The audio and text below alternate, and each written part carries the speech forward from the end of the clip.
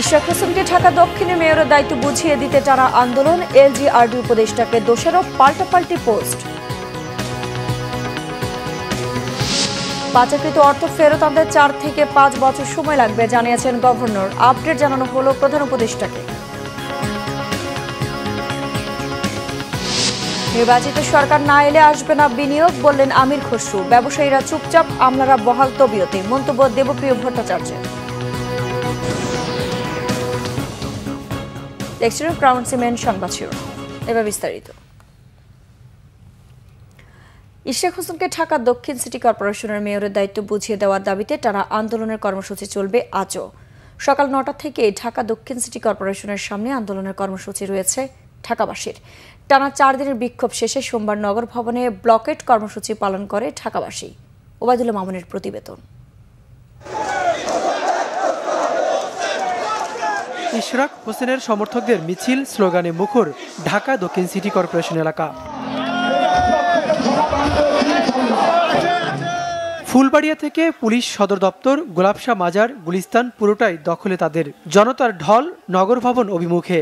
ঢাকা দক্ষিণ থেকে বিএনপি নেতাকর্মীদের খণ্ড খণ্ড মিছিল নিয়ে আসেন ঢাকা দক্ষিণ সিটি কর্পোরেশনের সামনে।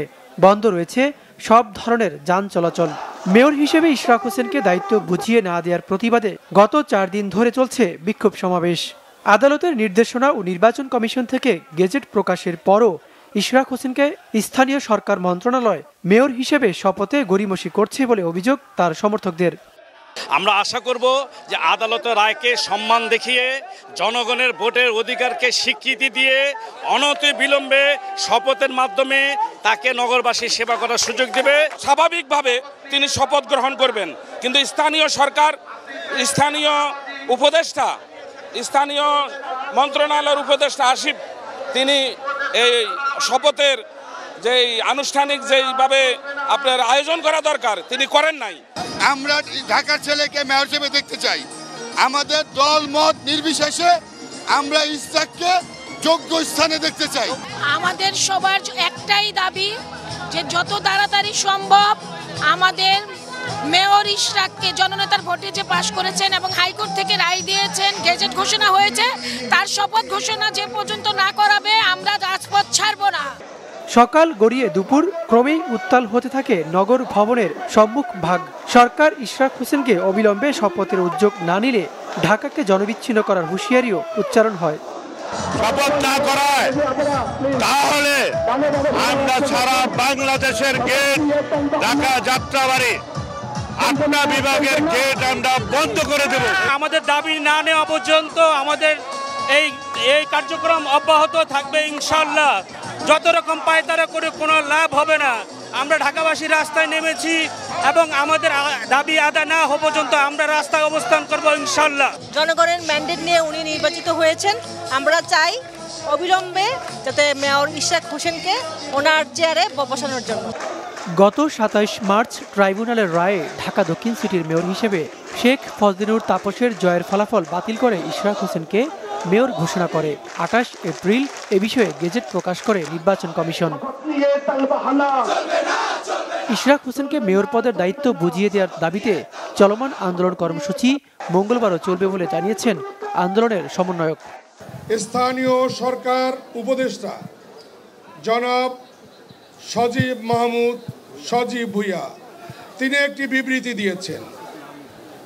বিবৃতিতে তিনি বলেছেন, মামলা হাইকোর্টে মামলা পেন্ডিং আছে, আদালতের রায় পেন্ডিং থাকায় এটা নিষ্পত্তি করা যাচ্ছে না। ভাইরা, অত্যন্ত মিথ্যা কথা, এটা জাতির সাথে প্রতারণা করার জন্য। ওবায়দুল্লাহ মামুন, বাংলা ভিশন, ঢাকা।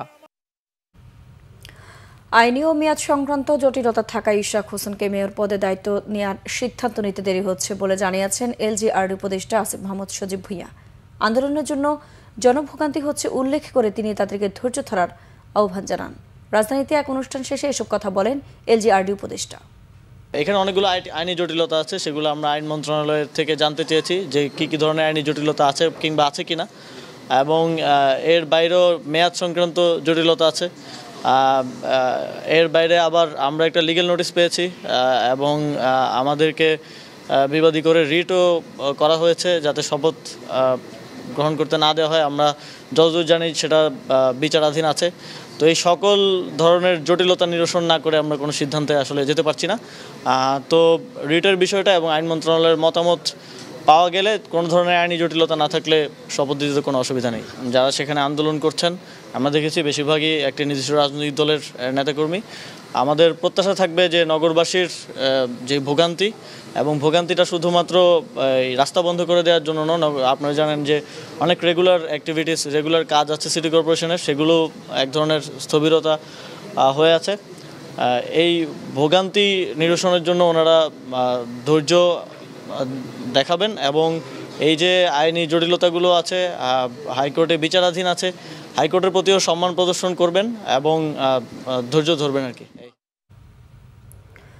ঢাকা দক্ষিণ সিটি কর্পোরেশনের মেয়র হিসেবে বিএনপি নেতা ইশরাক হোসেনকে শপথ না পড়ানোর কারণ হিসেবে 10টি জটিলতার কথা তুলে ধরেছেন স্থানীয় সরকার উপদেষ্টা আসিফ মাহমুদ সজীব ভূঁইয়া। একই সঙ্গে তার প্রতি ইশরাক হোসেনের আক্রমণাত্মক ও অপমানজনক কার্যক্রমের কোনো কারণ খুঁজে পাননি বলেও জানিয়েছেন এই উপদেষ্টা। সোমবার বিকেল 3টার দিকে নিজের ভেরিফাইড ফেসবুক আইডিতে এক পোস্টে তিনি এসব কথা জানান। আরজি সংশোধন অবৈধ মর্মে হাইকোর্টের রায় ভায়োলেট করে নির্বাচন কমিশন ট্রাইব্যুনাল এই রায় প্রদান, নির্বাচন কমিশন শুনানিতে অংশগ্রহণ না করায় একপাক্ষিক রায় এবং পরবর্তীতে কমিশন আপিল না করা সহ মোট 10টি কারণ উল্লেখ করেন আসিফ মাহমুদ। এদিকে এই প্রেক্ষাপটে নিজের ভেরিফাইড ফেসবুক পেজে জোরালো প্রতিক্রিয়া জানান ইশরাক হোসেন। সেখানে তিনি লিখেছেন, আন্দোলনের মূল উদ্দেশ্য হল অন্তর্বর্তী সরকারের কতিপয় ব্যক্তির ক্ষমতা লিপ্সা ও গোপন অভিসন্ধি জনগণের সামনে উন্মোচন করা। তিনি বলেন, সমালোচনা সহ্য করেও গণতন্ত্রের স্বার্থে স্বার্থান্বেষীদের আসল চেহারা উন্মোচন করতে হবে। যারা নিরপেক্ষতার মুখোশ পরে একটি বিশেষ দলের হয়ে কাজ করছেন তাদের অবিলম্বে পদত্যাগ করার দাবিও জানান ইশরাক হোসেন। অর্থ আত্মসাৎ ও অর্থ পাচারে জড়িতদের সম্পদ দিয়ে একটি তহবিল গঠন করবে সরকার, যা আমানতকারী ক্ষতিপূরণ হিসেবে ও দুস্থদের দেয়া হবে। ফরেন সার্ভিস একাডেমিতে সংবাদ সম্মেলনে একথা জানিয়েছেন বাংলাদেশ ব্যাংক গভর্নর। তবে পাচারকৃত অর্থ ফেরত আনতে 4 থেকে 5 বছর সময় লাগতে পারে বলেও জানান তিনি। শুভ মাহফুজের রিপোর্ট। বিগত আওয়ামী লীগ সরকারের 16 বছরে দেশ থেকে পাচার হয়েছে বিপুল পরিমাণ অর্থ। শ্বেতপত্র কমিটির হিসেবে যার পরিমাণ প্রায় 28 লাখ কোটি টাকা। এই হিসেব কতটা সঠিক বাংলাদেশ ব্যাংকের গভর্নর জানাতে না চাইলেও এমন তথ্যই উঠে এসেছে। তবে পাচারকৃত অর্থ উদ্ধারের প্রক্রিয়া চলমান। পাচার হওয়া অর্থ উদ্ধারের অগ্রগতি জানাতে সোমবার প্রধান উপদেষ্টার সাথে বৈঠক করেন কেন্দ্রীয় ব্যাংক গভর্নর। বৈঠক শেষে পাচারকৃত অর্থ উদ্ধারের সময়সীমার কথা উল্লেখ করে তিনি জানান, অর্থ ফেরত পেতে যুক্তরাজ্য, যুক্তরাষ্ট্র, কানাডা, ইউএই ও সিঙ্গাপুর সর্বাত্মক সহায়তা করছে। আমরা মনে করছি যে আমরা এখনো নতুন নতুন সম্পদ উদ্ঘাটন হচ্ছে, যোগ হচ্ছে, এটা একটা প্রক্রিয়াধীন ব্যাপার। তবে যে সম্পদ আমরা ইতিমধ্যেই পেয়েছি তার ভিত্তিতেই কিন্তু আমরা মামলা রুজু করা হয়েছে এবং সেই সম্পদগুলোকে জব্দ করা হয়েছে। আমাদের ইন্টারেস্টেড কান্ট্রি হচ্ছে ইউকে আমাদের সর্বাত্মক সহায়তা দিচ্ছে, তাদের পার্লামেন্টারি কমিটি আমাদের সহায়তা দিচ্ছে, তাদের এনজিওরা সমর্থন দিচ্ছে, আমেরিকান সেখানেও আমরা সহায়তা পাচ্ছি। আমাদের আরেকটা দেশ হচ্ছে কানাডা, ইউএই এবং সিঙ্গাপুর। তো সিঙ্গাপুর সরকারের সাথেও আমরা আলোচনা করেছি। এ সময় জব্দকৃত অর্থ নিয়ে সরকারের পরিকল্পনার কথা জানান গভর্নর। বলেন, জব্দকৃত অর্থ দিয়ে একটি ফান্ড গঠন করবে সরকার, আর এই ফান্ড কোথায় খরচ করা হবে সেই পরিকল্পনাও তুলে ধরেন তিনি। কিছু বেশ বড় আকারের শেয়ার আছে, বিভিন্ন ব্যাংকের শেয়ার, বিভিন্ন কোম্পানির শেয়ার, যেগুলো যারা পালিয়ে গেছেন তাদের শেয়ার, সেগুলোকে জব্দ করা আছে। এগুলোকে কিভাবে আমরা জনহিতকর কার্যে ডিপোজিটরদেরকে আবার ব্যাংকগুলোকে ক্ষতিপূরণ দিয়ে ডিপোজিটরের স্বার্থ রক্ষা করা যায় সেই ব্যাপারে এক ফান্ড গঠন করে এই ফান্ডগুলোকে বা এই শেয়ারের যে লব্ধ অর্থ সেগুলোকে সেখানে ট্রান্সফার করে আমরা কিভাবে সেটাকে ম্যানেজ করব সে বিষয়ে আলোচনা হয়েছে। পাচারের অর্থ উদ্ধারে কেন্দ্রীয় ব্যাংক বিদেশি প্রতিষ্ঠানগুলোর সঙ্গে কাজ করছে বলেও জানান কেন্দ্রীয় ব্যাংকের গভর্নর। শুভ মাহফুজ, বাংলা ভিশন, ঢাকা। বিএনপি স্থায়ী কমিটির সদস্য আমির খসরু মাহমুদ চৌধুরী বলেছেন, এই সরকার যতই চেষ্টা করুক নির্বাচিত সরকার না আসলে দেশে বিনিয়োগ আসবে না। এদিকে আওয়ামী লীগ সরকারকে চোরতন্ত্র আখ্যা দিয়ে সেন্টার ফর পলিসি ডায়ালগ সিপিডির সম্মাননীয় ফেলো ডক্টর দেবপ্রিয় ভট্টাচার্য বলেছেন, ব্যবসায়ীরা এখন চুপচাপ আর আমলারা আছেন বহাল তবিয়তে। রাজধানীতে এসডিজি বাস্তবায়নে নাগরিক প্ল্যাটফর্ম আয়োজিত বাজেট নিয়ে আলোচনায় তারা এসব কথা বলেন। ডক্টর দেবপ্রিয় ভট্টাচার্য বলেন, এই সরকারের মধ্যমেয়াদী কোনো পরিকল্পনা নেই। আগে সরকারের ফিসক্যাল কাঠামোর উপর দাঁড়িয়েই আসছে নতুন বাজেট। বাজেট প্রণয়নের ক্ষেত্রে বিভিন্ন পর্যায়ে সবার সাথে যে আলোচনা করা দরকার ছিল, সরকারের পক্ষ থেকে তা দেখা যায়নি। চলতি অর্থ বছরে জিডিপি প্রবৃদ্ধি 4% এবং করভিত্তিক জিডিপি অনুপাত 10% নিচে থাকবে বলেও মনে করেন তিনি। অর্থনৈতিক সংস্কারে সরকারকে সমন্বয়, স্বচ্ছতা ও সহযোগিতার অভাব রয়েছে বলেও মন্তব্য করেন দেবপ্রিয়। সেমিনারে সিপিডি সম্মাননীয় ফেলো ডক্টর মুস্তাফিজুর রহমান বলেন, পাচার করা অর্থের আকার অনেক বড়, সেটাকে ফেরত আনতে সর্বোচ্চ গুরুত্ব দিতে হবে।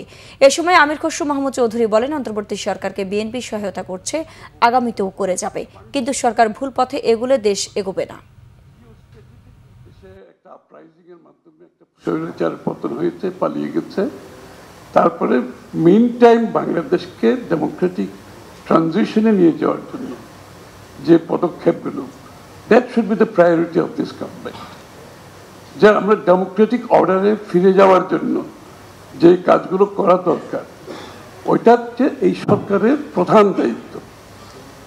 সুতরাং সেইখানে আমরা কতটুকু এগোচ্ছি, কারণ আনসার্টেনিটির মাধ্যমে কোনো অর্থনীতি এগোতে পারে না। বাংলাদেশে এই ক্লেপ্টোক্রেসি বা যেটাকে চোরতন্ত্র বলে, এইটার ভিতরে ছিলেন আমাদের আমলারা, নির্দিষ্ট ব্যবসায়ী গোষ্ঠী যাদের আমরা অলিগার্ক বলি, কিছু রাজনীতিবিদরা পালিয়ে গেছে, ব্যবসায়ী গোষ্ঠীরা ম্রিয়মান হয়ে আছেন, আমলারা আবার পুনরুজ্জীবিত হয়েছেন। একটা বাজেট তৈরি করার জন্য যেই পরিমাণে এবং সরকার সংস্কারের জন্য যেই পরিমাণে মন খুলে আলাপ আলোচনা করার, সেটা দেখলাম না।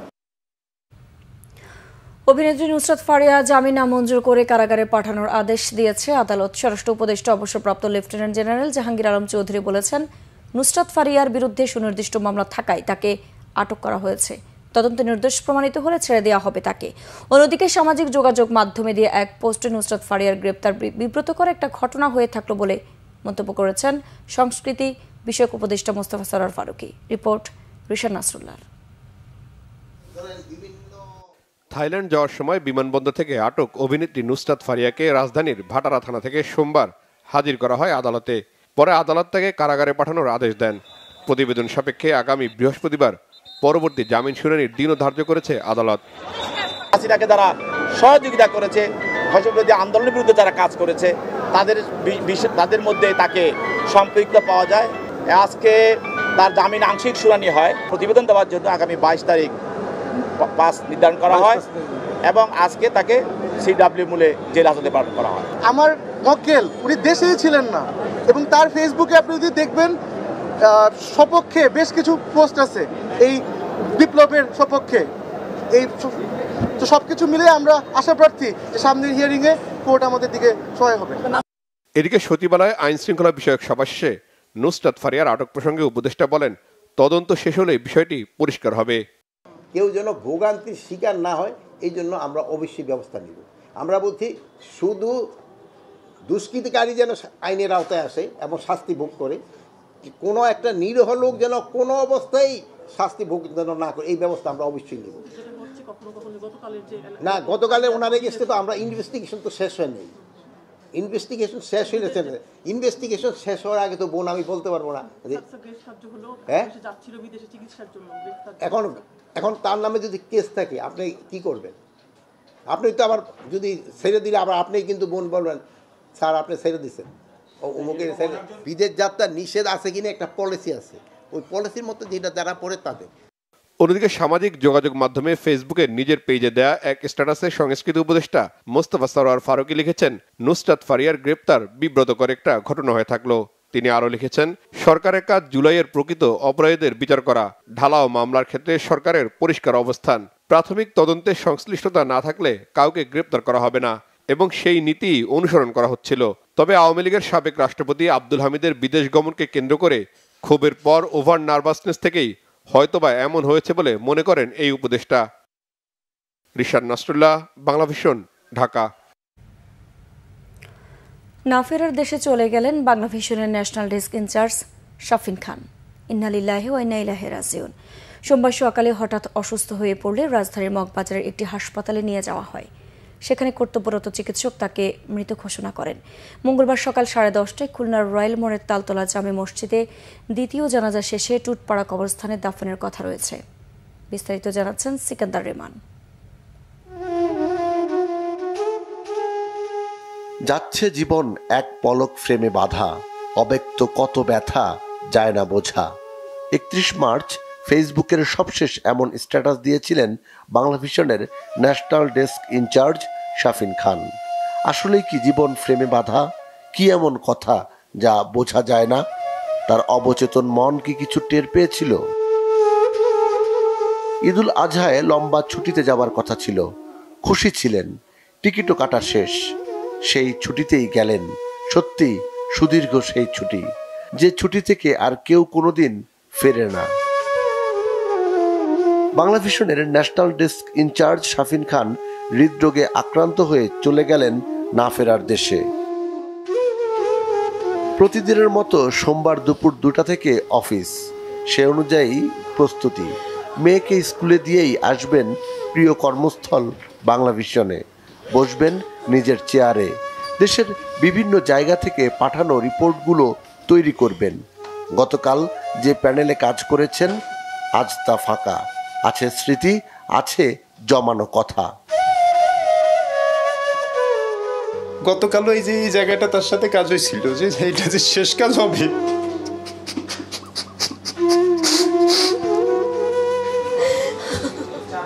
নিউজ রুমের সব সময়কার হাসি খুশি মানুষটি কখনো কোনো অভিযোগ ছিল না কোনো কিছু নিয়েই। তার প্রিয় নিউজ রুমে আজ কান্নার রোল। এত ভালো মানুষ কোনোদিন কারোর সাথে মনোমালিন্য হয়নি। আমি আমার বড় ভাইকে হারিয়েছি। এই শূন্যতা কোনোভাবে পূরণ হবে না, কোনো দিনও পূরণ হবে না, কোনোভাবে না। দুপুর 2টা পার হয়ে যাচ্ছে, ডিউটির সময় তো হলো। শাফিন খান আজ নিউজ রুমে আসবেন না। সদা হাস্যোজ্জ্বল, কর্তব্যপরায়ণ শাফিন খান তো দায়িত্ব অবহেলা করেন না। দেরি হলেও আসলেন ঠিকই প্রিয় কর্মস্থলে শেষ বিদায় জানাতে। ওনার জীবদ্দশায় ওনার নামটা উচ্চারিত হইলে, বলা হইলে সাথে সাথে একজন ভালো মানুষ, অমায়িক মানুষ, আন্তরিক মানুষ, নির্বিরোধ মানুষ, কারোর সাথে তার কোনো দ্বন্দ্ব সংঘাত কোনো কিছু ছিল, হিংসা বিদ্বেষ ছিল না। এগুলো আমাদের দেখা। He is always with a smiley face. সে খুবই হাস্যোজ্জ্বল, বন্ধুবৎসল একজন মানুষ ছিল, সদালাপী একজন মানুষ ছিল, এবং তার কাছ থেকে মনে হয় কেউ খারাপ ব্যবহার পাইছে বাংলাভিশনের আপনি এমন একজনও খুঁজে পাবেন না। বাংলাভিশনের প্রধান কার্যালয়ের নিচেই হলো জানাজা। অংশ নিলেন সহকর্মী সহ বিভিন্ন শ্রেণী পেশার মানুষ। খুব সুন্দর করে একটা হাসি দিয়ে বলে, আপা আপনি আসেন, অনেকদিন দেখা হয় না, এমন করে যে দেখা হবে এটা আসলে বুঝতে পারিনি। নিঃসন্দেহে উনি একজন সৎ মানুষ ছিলেন, একজন সহজ সরল মানুষ ছিলেন, সবাইকে তিনি ভালোবাসতেন। ভালো মানুষ বলতে যা বোঝায় শাফিন ভাই হচ্ছেন এমনই একজন। আমি এখন হয়তো পেশাগত কারণে অন্য জায়গায় কাজ করি, কিন্তু তারপরে ওনার মৃত্যু খবর শুনে থাকতে পারি নাই। পরে খুলনায় নিয়ে যাওয়া হয় শাফিন খানের লাশ, সেখানেই দাফন করা হবে শাফিন খানকে। সিকান্দার রেমান, বাংলাভিশন, ঢাকা। চাঁদপুরে মোটরসাইকেল ও রিকশার সংঘর্ষে 2 জন নিহত হয়েছে। রাত 12:15টার দিকে শহরের 16 ঘর এলাকায় জেলা প্রশাসক কার্যালয়ের সামনে সড়কে এ ঘটনা হয়। পুলিশ জানায়, শহর থেকে বসুরহাটগামী বেপরোয়া গতির মোটরসাইকেলটি যাত্রীবাহী রিকশাকে পেছন থেকে ধাক্কা দেয়। এতে মোটরসাইকেলের 2 আরোহী এবং রিকশা চালক সহ যাত্রী ও পথচারী সড়কে ছিটকে পড়ে। এ সময় ঘটনাস্থলে 2 জনের মৃত্যু হয়। গুরুতর আহত 2 জনকে হাসপাতালে ভর্তি করা হয়েছে। এনবিআর বিলুপ্তির প্রতিবাদে চট্টগ্রাম কাস্টম হাউস কর্মকর্তা কর্মচারীদের কর্মবিরতিতে অচল অবস্থা তৈরি হয়েছে বন্দরে। এমনিতেই কন্টেইনার জটে বন্দরে 4 গুণ মাশুল আরোপ করা হয়েছে। তার উপর এই কর্মবিরতি মরার উপর খাড়ার ঘা হয়ে দেখা দিয়েছে। এতে দেশে বিদেশে ভাবমূর্তি ক্ষুণ্ণ হওয়া ছাড়াও দৈনিক লোকসান হচ্ছে 200 কোটি টাকার বেশি রাজস্ব। চট্টগ্রাম থেকে নাসির উদ্দিন তথ্য, ছবিতে ডেস্ক রিপোর্ট। দেশের 85% আমদানি রপ্তানি বাণিজ্য সম্পন্ন হয় চট্টগ্রাম বন্দর দিয়ে। আমদানি পণ্যের নির্ধারিত রাজস্ব আদায় করে এনবিআর এবং রপ্তানি পণ্যের ছাড়পত্র দেয় কাস্টমস হাউস। ফলে কাস্টমস কর্মকর্তা কর্মচারীদের কর্মবিরতিতে ব্যাপক প্রভাব পড়েছে এই বন্দরে। কর্মবিরতির কারণে শুল্কায়ন না হয় ডেলিভারি নেওয়া যাচ্ছে না আমদানি পণ্যে, হচ্ছে না রপ্তানি পণ্যের জাহাজীকরণও। এমনিতে রোজার ঈদে 10 দিন বন্ধ সহ নানা কারণে তৈরি হয়েছে কন্টেনার জট। সেই দখল কাটিয়ে উঠতে হিমশিম খাচ্ছেন ব্যবসায়ীরা। ডেলিভারি তো বন্ধই, কাজ বন্ধ। মাসুল সহ যদি আপনার পণ্য ডেলিভারি পরে নিতে হয় তাহলে আমাদের আমদানিকারক বলেন, যারা ভোক্তা আছেন, আমদানিকারক তার মালের যখন কস্টিং পড়বে সেটা সে বিক্রি করার সময় সে পণ্যের উপর সেটা কস্ট করবে। পণ্যের উপর কস্ট করা মানে পরবর্তীতে সেটা ভোক্তার উপর গিয়ে বর্তাবে। ব্যবসায়ী নেতারা বলছেন রপ্তানি বাধাগ্রস্ত হলে রিজার্ভ কমার শঙ্কা রয়েছে, ব্যাপক প্রভাব পড়বে অর্থনীতিতে। র মেটেরিয়ালস নিতে পারতেছে না বন্দর থেকে, এদিকে কাস্টম একদিকে আপনার কর্মবিরতি করতেছে, ঠিক পোর্ট এই সময়ে আবার 4 টাইমস আমাদের কাছে চার্জ বাড়ায় দিছে। আগে যেটা $48 ছিল পার ডে কন্টেইনার রেন্ট, এটা এখন $192 করে দিচ্ছে পোর্ট গত 1 মাস থেকে। আমাদের সাথে কোনো আলোচনা নেই, কিছু নাই, আমরা জানিও না এখন ব্যবসায়ীরা কোথায় যাবে। দেশের রাজস্ব আয়ের শীর্ষ প্রতিষ্ঠান চট্টগ্রাম কাস্টমস হাউস। চলতি অর্থ বছরের প্রতিষ্ঠানটি প্রথম 10 মাসে রাজস্ব আয় করে 62,819 কোটি টাকা। Bangla vision news desk. Ukraine যুদ্ধ বন্ধে যুক্তরাষ্ট্রের প্রেসিডেন্ট ডোনাল্ড ট্রাম্প ও রাশিয়ার প্রেসিডেন্ট ভ্লাদিমির পুতিনের ফোন আলাপ হয়েছে। ফোন আলাপের পরে ট্রাম্প বলেন, যুদ্ধবিরতির জন্য শিগগিরই আলোচনা শুরু করবে মস্কো ও কিয়েভ। স্থানীয় সময় সোমবার বিকেলে এই ফোন আলাপ হয়। সামাজিক যোগাযোগ মাধ্যম ট্রুথ সোশ্যালে একটি পোস্টে ট্রাম্প লিখেছেন, পুতিনের সাথে চমৎকার আলোচনা হয়েছে। ইউক্রেন ও রাশিয়া শিগগিরই আলোচনা করবে এবং এই যুদ্ধের ইতি টানবে। যুক্তরাষ্ট্রের মাধ্যমে রাশিয়া ইউক্রেন সরাসরি আলোচনায় ফেরা ট্রাম্পকে ধন্যবাদ জানিয়ে পুতিন বলেছেন, শান্তি চুক্তির জন্য ইউক্রেনের সঙ্গে কাজ করতে প্রস্তুত রাশিয়া। দুই পক্ষ একটি চুক্তিতে পৌঁছালে নির্দিষ্ট সময়ের জন্য যুদ্ধবিরতি কার্যকর করা যেতে পারে, তবে সব পক্ষের জন্য গ্রহণযোগ্য ও সমঝোতা প্রয়োজন বলে মনে করেন পুতিন। বাংলাদেশ দলের পাকিস্তান সফরে সীমান্তবর্তী স্টেডিয়ামগুলোয় ম্যাচ না খেলতে বিসিবিকে নির্দেশনা দিয়েছে ক্রীড়া মন্ত্রণালয়, জানিয়েছেন যুব ও ক্রীড়া উপদেষ্টা আসিফ মাহমুদ সজীব ভুঁইয়া। তিনি আরও বলেছেন, যারা এতদিন দুর্নীতি অনিয়ম করেছে তারাই বিসিবির গঠনতন্ত্র সংশোধনের বাধা দিচ্ছে। মনির হোসেন খানের রিপোর্ট। দেশের নিবন্ধিত যুব সংগঠন আছে 18,000-এর বেশি, তবে এসব সংগঠনের বেশিরভাগই কাগজে কলমে। রেজিস্ট্রেশন আছে, নেই ডাটাবেজ। তাই সুযোগ ও ইচ্ছা থাকলেও তাদের কাজে লাগাতে পারছে না সরকার। ডাটাবেজ তৈরিতে জাতিসংঘের জনসংখ্যা তহবিলের সহযোগিতা নিচ্ছে সরকার। জাতীয় ক্রীড়া পরিষদে ইউএনএফপির সঙ্গে চুক্তি করেছে যুব ও ক্রীড়া মন্ত্রণালয়। দেশের ক্রীড়াঙ্গন নিয়ে কথা বলেন যুব ও ক্রীড়া উপদেষ্টা, জানান বাংলাদেশের পাকিস্তান সফর নিয়ে ইতিবাচক সরকার, তবে দিয়েছে কিছু দিক নির্দেশনা। আমরা বিসিবিকে একটা নির্দেশনা বা দিয়েছি যাতে সীমান্তবর্তী স্টেডিয়াম যাতে অ্যাভয়েড করা যায়। সেক্ষেত্রে বিসিবি এখন পাকিস্তান ক্রিকেট বোর্ডের সাথে কথা বলে যতটা নিরাপদভাবে এই সফর শেষ করা যায়। বিসিবির নির্বাচন নিয়ে চলছে নানান জল্পনা কল্পনা। ক্রীড়া উপদেষ্টার দাবি, দুর্নীতিবাজরা গঠনতন্ত্র সংশোধনে বাধা দিচ্ছে। নিয়ম না মানার অভ্যাসের কারণে ক্রীড়া পরিষদের গেট মানি পরিশোধে গড়িমসি করছে বিসিবি। কোনো একটা জায়গায় কাঠামোগত সংস্কার হলে আপনারা জানেন এটার উপকারভোগী যেমন আছে, এর ফলে যারা বিভিন্ন অনিয়ম করে আসছে তাদের সেই অনিয়ম বন্ধ হয়ে যাওয়ার একটা সম্ভাবনা আছে। সেই জায়গা থেকে কিছু বাধা ছিল সে সময়টাতে, এবং সে সময়টাতে আরও বিভিন্ন কারণে আমরা তখন আগেইনি। তবে অবশ্যই আমরা কনস্টিটিউশনাল রিফর্মটাকেই গুরুত্ব দিব এবং তারপরে ইলেকশনের দিকে যাব। দীর্ঘদিনের প্র্যাকটিস হয়ে গেছে যে নিয়ম না মানা, এবং নতুন করে যখন আবার সেগুলো রিইনস্টেট করতে যাওয়া হয় তখন একটু অভ্যস্ততার কারণেই আমার মনে হয় যে একটু গড়িমসি বা এই বিষয়গুলো থাকে। দীর্ঘ 6 বছর পর জাতীয় স্টেডিয়ামে ফিরছে ফুটবল। আসিফ মাহমুদের কাছে এটাই সবচেয়ে বড় উৎসব। জাতীয় স্টেডিয়ামে মনে হয় 6 বছর পরে কোনো খেলা নামছে, এবং ঢাকার যারা দর্শক আছেন তারা আবার জাতীয় স্টেডিয়ামে এসে খেলা দেখার সুযোগ পাবে। এটাই একটা বড় আয়োজন বলে আমি মনে করি, এবং এখনই অনেকে আগ্রহ প্রকাশ করছে, অনেকে টিকিট চাচ্ছে। 1 সপ্তাহের মধ্যে সবগুলো স্পোর্টস ফেডারেশনের কমিটি গঠন হয়ে যাবে বলে আশ্বাস দিয়েছেন যুব ও ক্রীড়া উপদেষ্টা। মনির হোসেন খান, বাংলা ভিশন, ঢাকা। সংবাদ শেষ করব ক্রাউন সিমেন্ট শিরোনামগুলো আরেকবার জানি। ইশরাক হোসেনকে ঢাকা দক্ষিণে মেয়রের দায়িত্ব বুঝিয়ে দিতে টানা আন্দোলন, এলজিআরডি উপদেষ্টাকে দোষারোপ, পাল্টাপাল্টি পোস্ট। বাঁচাকৃত অর্থ ফেরত আনতে 4 থেকে 5 বছর সময় লাগবে জানিয়েছেন গভর্নর। আপডেট জানানো হলো প্রধান উপদেষ্টাকে। নির্বাচিত সরকার না এলে আসবে না বিনিয়োগ, বললেন আমির খসরু। ব্যবসায়ীরা চুপচাপ, আমলারা বহাল তবিয়তে, মন্তব্য দেবপ্রিয় ভট্টাচার্যের। দর্শক, ছিল এখনকার মতো। পরের সংবাদ সকাল 10টায়। এর আগে 9টায় রয়েছে নিউজ টপ 10। এছাড়া বাংলা ভিশন সংবাদ ও সংবাদ সংশ্লিষ্ট অনুষ্ঠান দেখতে ভিজিট করুন www.bvnews24.com ও facebook.com/banglavishnnews এবং সাবস্ক্রাইব করুন youtube.com/banglavishnnews। ধন্যবাদ।